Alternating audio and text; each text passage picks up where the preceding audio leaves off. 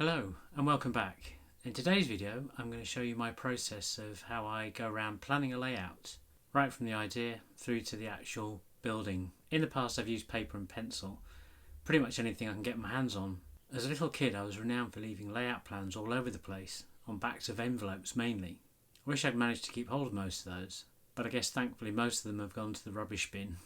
It was all based around the 8 foot by 4 foot board that was put up by my dad in my bedroom. As I got older, those plans got more elaborate. Unfortunately, space nor time were on my side, but they always stayed as pieces of paper. Moving forward to the current day, I now use digital drawing on my iPad, and each one of my plans is held for prosperity. In a minute, I'll get down to showing you what I actually do, and the process from the initial thought through to the final design. Although I do this on an iPad and a Mac, I'm sure there's plenty of PC alternatives, so don't let that put you off. I just wanted to run through some of the books and inspiration that I've had in the past, and I think probably one of the first books I bought on this subject was Ian Rice's book, who sadly passed away recently, and I think has been inspirational in many people's modelling. And it's not just the modelling, it's the artwork for me as well, because it conjures up the atmosphere of the layout as well. He was a very good draftsman, I think. Then I've got a selection in no particular order of other layout design books, which I've collected along the way. Some of which are related to the types of designs and layouts, and some not, just really purely for inspiration.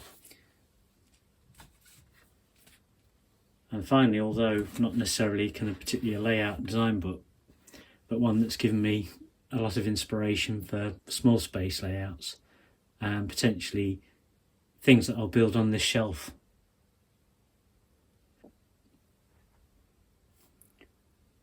So to start off with, I've opened up Procreate because that's the application I use on my iPad. It's a paid for app, but there are free apps for doing drawing on the iPad. So first thing I do is, and I'm just going to do a little bit of a drawing on here first, then I'll switch to screen recording so it's going to be a lot easier for you to follow along and you don't see my hands in the way. So the first thing I do is I put down the date. So the date today, select the right pen, I think is the 4th of the 3rd, 23. Let's get it into black, just to remind me of when I did it really. And then I start out with the drawing. So the design I've come up with is pretty much similar to what the previous one was, so I'm just using that as a basis. And this would be kind of what I did on paper and pen beforehand, but obviously now with digital you've got a much better system because you can go and edit it however you want to. So I'm just giving you a rough idea of what I do, and that's a very basic kind of plan to start off with. Might put some dimensions in. That's going to be 18 inches roughly, and that's going to be around about the same. So I'll now switch over to the screen recording. I've oversimplified the drawing for this video, but you get the gist of what I'm trying to achieve.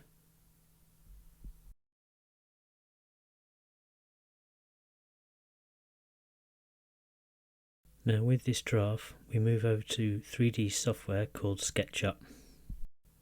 Now that I've got the plan from the drawing, I go into SketchUp and mock it up in 3D to give me an idea of how it looks and potentially whether I've kind of missed anything or whether things won't actually fit together properly. One thing I will say is I'm using an old version of SketchUp which was free, which I think is called SketchUp Make. They now seem to be trying to push you to a paid version or even a web version, which may not be as good, so you'll have to check up on that if you're going to try and use SketchUp. I've speeded this up greatly to show you the process, but actually it would take me a lot longer to get it correct because I would add a lot more detail and the measurements and all sorts of other factors to it as well. But now I have the plan set out in my mind's eye, and I can take. In this part of the process, I lay out the parts that I've created from the previous drawing onto a sheet of 2x4. I start by using the layers in SketchUp to help with the build up of the process of making the part layers. The main 8 by 4 foot sheet is created into a group, so I can then lay out the individual parts on top of it and not have them interfere and stick to the main board. Then it's just a task of create each individual piece with the dimensions that are needed and then moved around, and so it takes up the least amount of space on the board, giving me the biggest piece for the next project.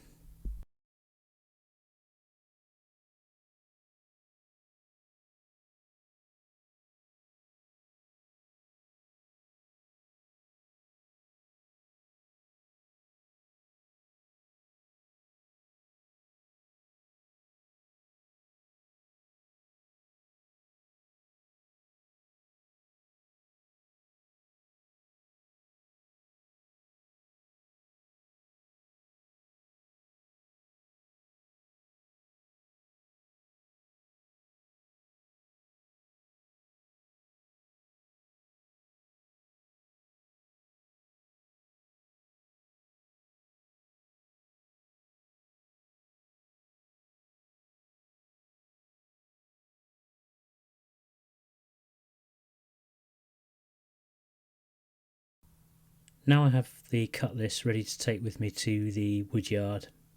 So this was a short demonstration of putting into practice the actual important part of all of this and getting the plans for building the layout. I've now got a cutting list and I've worked out how much ply I actually need. And the next job is to go to the timber merchants and pick up the plywood. I hope you've enjoyed this video, and I'm looking forward to getting onto the actual build next week.